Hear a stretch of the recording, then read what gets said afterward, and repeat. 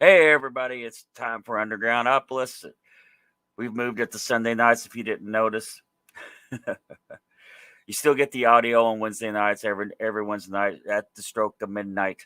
You still get the new episodes with the full audio and usually songs edited in and everything, just in case you didn't know. Starting a few interviews with some bands from the LRS Fest that we just had, not this weekend, but last weekend. And down there at Brown Foreman Amphitheater on the waterfront in Louisville, Kentucky. LRS used to be the rock station in Louisville, and it's making a comeback. We're very supportive of it. It's an app. You can just go look up LRS 102, the Walrus, or whatever in your Play Store or your Apple Store, whatever Apple's called, and get the app. And there's a lot of good shows on there. There's a lot of good stuff. And I think these guys might be connected to them somehow. Hey, Antithesis is my guest. These are pretty. I keep on. I'm trying not to say kids, but it's kind of hard to me. But this is my guest. They were, I think, the second band at LRS Fest that day. I think. I'll give them the chance to correct me if I'm wrong. But anyway, we're going to go ahead and bring them right on. You guys there? Hello. Yeah. Yes, sir. Were you the second band at LRS Fest? Was School of Rock the first? Yes. Okay. All right. We'll start with the simple questions. How did Antithesis come together? Well, Colin and I, and even Miles, our bass player, who is here in spirit, he had to work today. He actually, has to bring home some bacon every now and then. But we all went to Atherton High School, and that's how we all met. We were all friends with each other, and Colin and I started it off together because we just liked the same music, the same bands. We really liked 90s rock in particular. And we just started jamming together. And we're called, a shutdown band because we started right at the shutdown of COVID and everything. Never got the chance to play out until, here recently. But so Colin and I in his basement, and then we've recently added Miles, my roommate, as our new bass player. Are you? I honestly thought you guys were probably still in high school. And please don't take offense to that. I am. Are you? How old are you guys? The other two have graduated. I'm 17. And me and Miles were both 19. Well, I thought I saw pictures of you playing at 21st. Yeah. Did you guys play? Did. Did you guys play there? So, well, do you have a particular? How do I say this? If you could narrow down somebody that you saw on stage or on TV, you looked at me, you know what, I want to do that. Who is that? Who would that influence be? And I know it's kind of tough to narrow down just one, so it doesn't have to be just one. I'm just Dave Grohl. Just one. Grohl. Very popular answer. Yes, and then my second would be probably either Travis Barker or the drummer from Wolfmother. How about you? I would say probably the first one would be Iggy Pop, because that dude, he's just so crazy, he's just and also the fact that it seems like everything he does, I could probably do too, it felt reasonable. Like, some of my other favorite music artists, they almost seem unattainable, unreachable, But yeah, Iggy Pop was the first dude where I was like, man, I could just get up on stage and try that out for myself. That looks like fun. I get up on stage and put peanut butter all over me.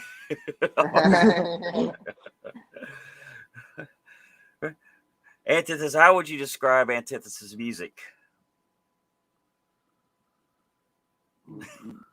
I would say at the heart of it, it's a new form of like 90s grunge. but we do a lot of different styles too. You know, we got a lot of like slow stuff and like almost like jazzy, funky stuff that we've been Yeah. writing. But I would say at the heart of it, it's definitely a new form of '90s grunge. Alternative rock Did underground. you guys did you cover? Did you do a cover there? Almost. Yeah. We did So a.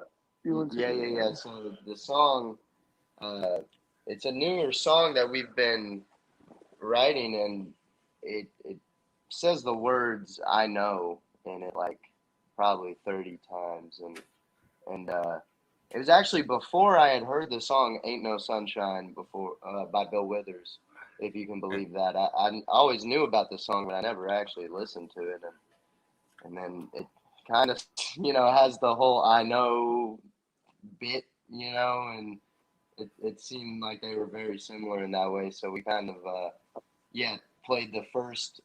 Would you say it's a verse? I guess the first section Yeah. of "Ain't No Sunshine" before we played that song as like a little tease, homage type thing. How many songs y'all have now? Oof. Finished. Finished Finished. probably around like 20, Yeah, 25. 20. Damn, that's really good. That's a Yeah. lot, really. It is. What, for just like 2 years or something? I mean, it doesn't sound like a lot. About a year and a half. Yeah, About a year. It doesn't sound like a lot to you guys, probably, but that's a lot. That's a lot to have that many songs finished. That's a good job. Uh, do you have a particular creative process, or is it just a song just walk up and tap you on the shoulder and say, "Write me now"? Or A little bit Well, of both. yeah. So I'd say for the most part, it goes somewhat like me alone in a room, and somehow something comes out of me, and I'll record it or write it down or something to remember something that I like, and then we'll play around with it. We keep playing around with it, adding different parts. It's actually a very slow process, to be honest with you, and it's very detail oriented, but yeah, like after a few months, we get it down to where we feel comfortable with all the parts and everything, and then yeah, that's our song, and that's what we got, and we'll do it. Be writing a bunch of songs all at once, So I guess that's how we get such a high volume.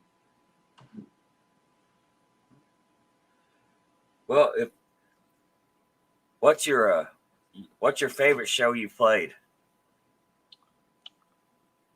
Ooh, I don't, LOS?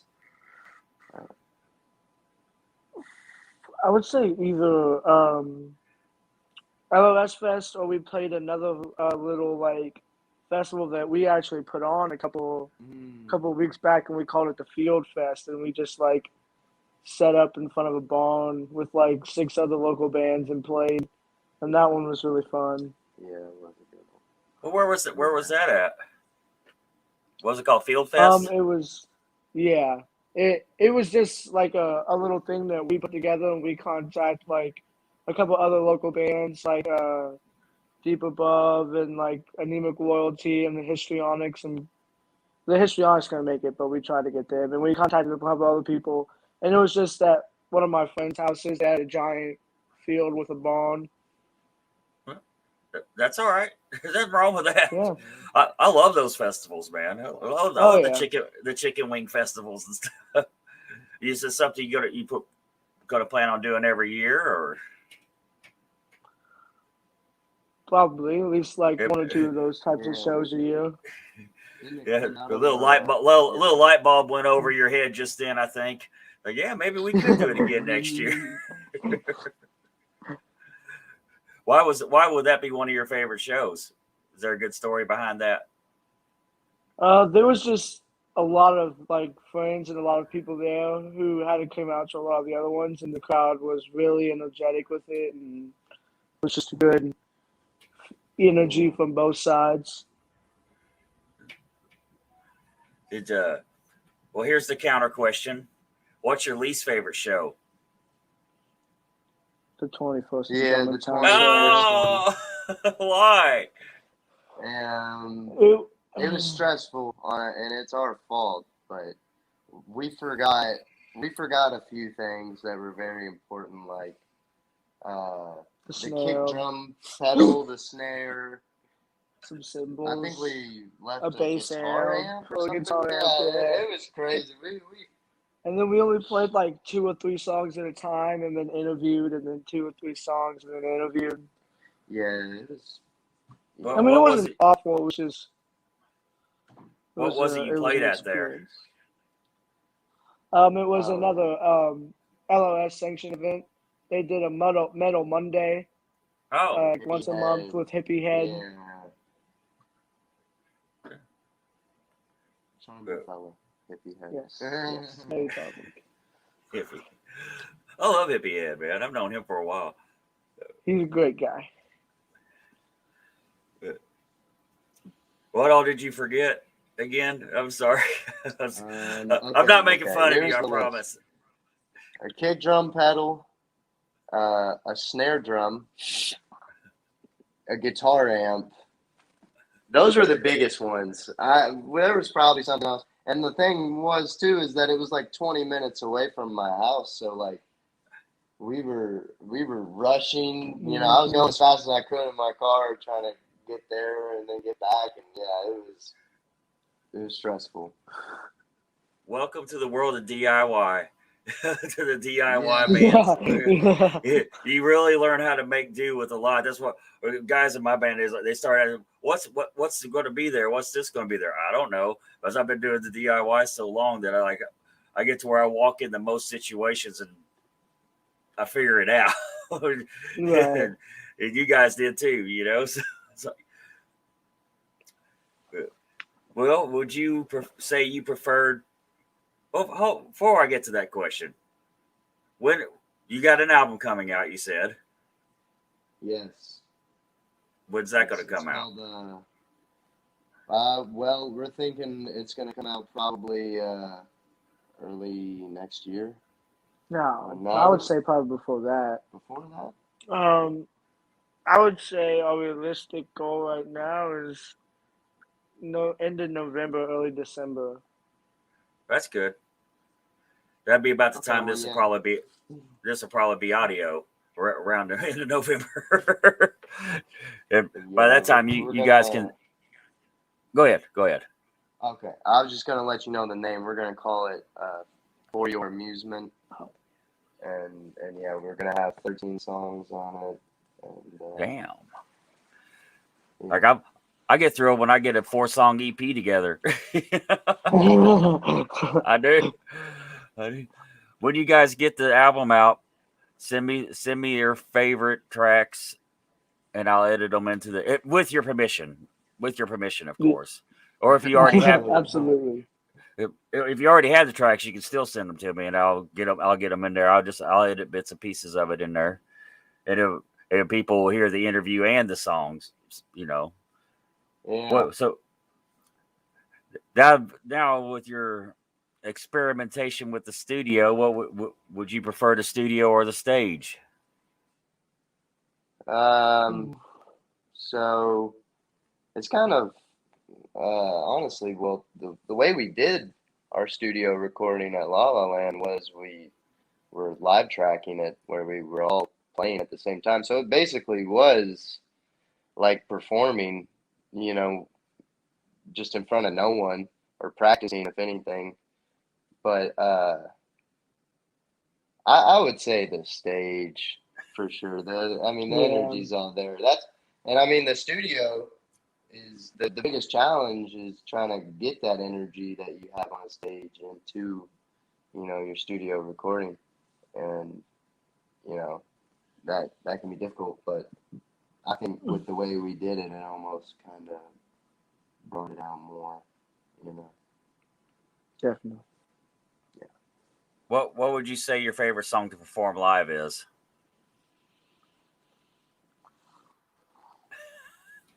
I love these questions. Different answers. They make the guests think. That's okay. Elaborate on different answers. I'd say for me, it would be our song Spring Stream. It's the song we typically close with, and it kind of has a funny little story behind it. So it kind of has like a jangly old Western kind of rock riff in it, and whenever I first started playing guitar, I came up with that little riff, and I thought it was cool, but I was like, it doesn't really fit with the sound that we're going for and everything. So in my mind, I just chalked it up to, I said that if I ever met Bruce Springsteen, who's someone that I used to really like, and I mean, I still do, I just don't listen to him as much. I just thought maybe if I ever met him, I'd sell it to him or give it to him or something, but eventually, as time went on, there came an idea to add this heavy guitar riff to it, this little build up into a heavy rock song in it, and it kind of, I mean, it's weird and it's different, but I really like it, and it has a cool balance of like music that I like Bruce Springsteen, and like the like a Rolling, what's the Bob Dylan album with Rolling Stone on it? Highway 51, like that whole sound of music with like our alternative rock and heavy rock sound too. That's why I like it. Yeah, I would say mine's probably either Springstream or the song Sayonara, which is like a really, really heavy song, and it's really fun to play live because there's a lot of like really cool, weird, like offbeat drum hits that I do. And it's really hard to get down, but when you do, it's really satisfying because it's very fun. It's also in drop D. Yeah. Well, actually, drop C sharp. We're a little heavier than drop D. If you could open for any artist, who would that be? Dave Grohl. I don't care what band he's with. Foo Fighters, Tenacious D, Queens of the Stone Age. If he's doing whatever Nirvana thing he's been doing recently, doesn't matter. Dave Grohl is on stage. I'm still kind of I like Plush from they were at LRS, and I've been really liking them. It'd be cool to open up for them. I don't know if they're my all-time favorite to open up for, but that's someone who's new that I think would be cool to work with. They were another one for me. Oh. Go ahead. I'm sorry. It's not about me. Oh. I was just gonna say another big one for me would be My Chemical Romance. Yeah. I think that our style is a little bit different, but it would fit well enough. And they've always been a really big inspiration to me. So that would be a really cool one to open up for too. Well, I kind of thought Plush was probably one of my favorite acts that day. they were really great. They were really good. Yeah. I mean, don't get me wrong, I loved all the acts, but like I liked them a lot, and I liked John Corabi's show. You know, I thought he was great. Just him and an acoustic guitar, I thought he was really great. Which a lot of people don't know who that is. That was the other singer for Motley Crue. In case anybody watching didn't know, he was the Gary Cherome of Motley Crue. Gary Cherome. The other singer. Personally, I kind of think he's the he's the better singer. No, where was I? I lost my place. Where all have you performed? As Antithesis, we've performed a handful of basements. That's okay. 21st in Germantown. Yeah, 21st in Germantown. LRS Fest. LRS. And yeah, so we played 3 venues: LRS Fest, Germantown, and the Field Fest, and the rest have just been like basement house shows? We were supposed to play one right here on my back porch, and we put together this whole show. We had anemic royalty there. We had the Tabs there. We had, what was it, 6 bands in total, including our band. Probably 75 people, easy, maybe more. Yeah. And Cops showed up yeah, right at our set. the show went fine all the way through, except for like a movie. As I go to step out on stage for Antithesis, right as we're about to get on, yeah, it gets shut down. And It was our first show too. yeah, it was it would have been our first show. Yeah. Well, that's pretty epic, really, man. There's nothing wrong with playing those. Don't say, oh, we've done a basement. There's nothing wrong with doing those basement shows. I used to think, oh, you're not. It's not, and that's how some like contests and stuff used to treat you back in the day. Give us a list of shows you play and don't tell us about your friend's basement. Fuck that. Right. But you had 75 people at a house show. That's more than what you get in bars sometimes. I mean, seriously, yeah. that's an accomplishment to me. Still to this day, that's an accomplishment to me. You play for 75 people? Shit. Let me know. Let me know if you do another house show. All right? We'll do. Yeah. I go to house shows. That doesn't bother me a bit. Let's see. What's the best musical advice you've ever been given, other than buy a dolly?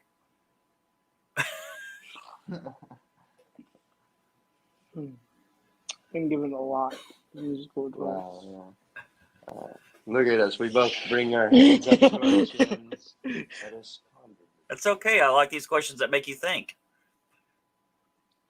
I guess one for me is something my dad told me. He'd always say that, the silence and the spaces in between, the melodies and the notes are just as important, as the notes themselves. And really just, I guess also to go along with that, he simplicity can never be overstated. Like if, the best ideas are simple, and to keep things simple and to respect the spaces and the silences between notes. Honestly, that's probably the best advice I've been given.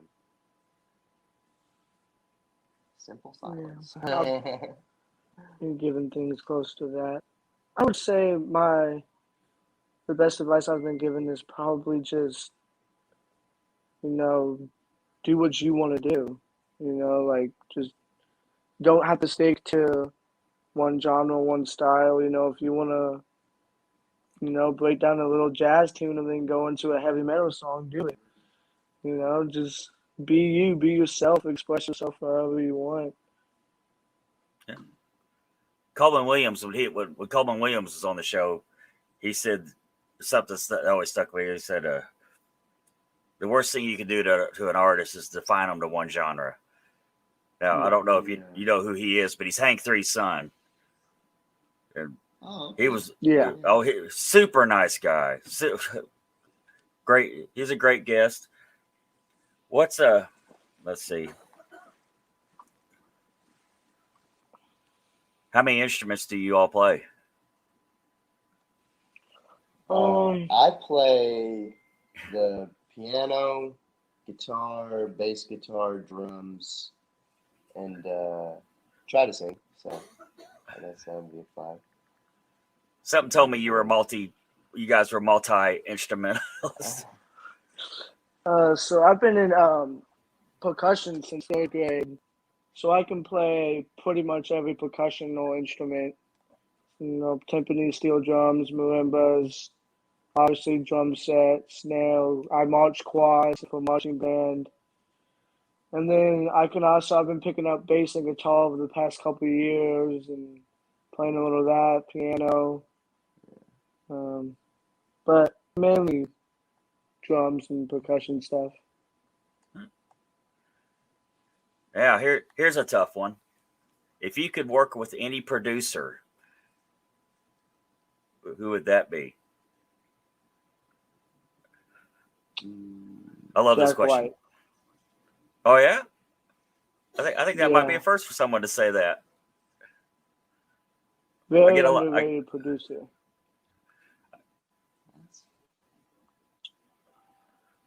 I'd say probably Steve Albini. Who? Steve Albini. Okay, He's go ahead. he's just got such a good drum sound. Like it's so distinctive, and I mean, I think in the studio recording drums are just so important, and yeah, he nails them. So I'd probably say him.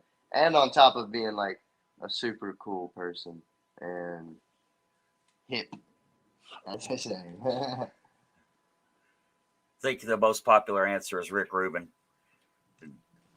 or maybe Butch Vig. Yeah. I keep waiting for the one person that finally says Alan Parsons. Nobody ever does. Well, do you have a band camp or anything you want to plug in before we wrap this up?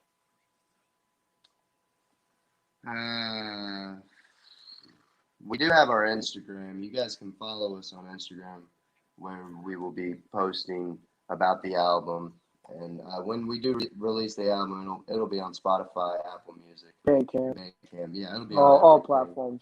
Our Instagram is ANTI _ thesis, THESIS _ official, Antithesis official. All right. Yeah. You had to add it into all the underscores because Antithesis official was I already know. taken. They already took all the good ones, so yeah, we got a lot of underscores. I would definitely recommend you start a band camp, even if you don't have music to put on there yet. But especially once you get music to put on there, definitely start a band camp. It's free.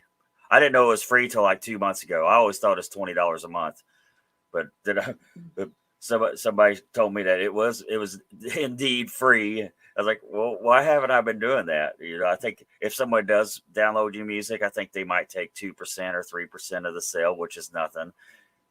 Right. So definitely do that. Now, I'm going to ask you a couple of favors.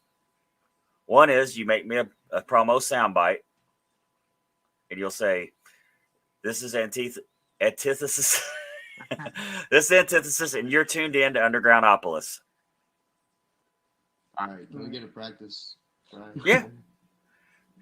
All right, ready? 1, 2. This is Antithesis, and you're listening to Undergroundopolis. Yeah, that was good. I felt good. Okay. That's good. Now, who has the corny joke of the week? I got it. Okay. All right. This one's interactive too, so it's a knock-knock joke, Well, you do it the same format. You'll say this is Antithesis, and here's your joke of the week, or say your name. This is right. This is Antithesis, and this is your joke of the week. Knock knock. Who's there? Who's there? Etch. That's true. Oh, bless you, Colin. Sneezed all over me, man. Let me know a broader, like a more narrow down time when the album's going to be out, and I'll try to release this on the audio version that close to that time, and send me some tracks that I can edit in. And well, guys, thank you very much for hopping on the show with us. This will be on Facebook, YouTube, everything at 7 p.m. tonight. This video will be, but the audio, like I said, I'll do it closer to your release. Being I got the exclusive, even though I'm just kidding. I always call it exclusives. All right, thank you all very much, man. Absolutely, man. Thank you. Thank you. Keep in touch. All right. All right, absolutely. You take care. All right, man. Later, guys.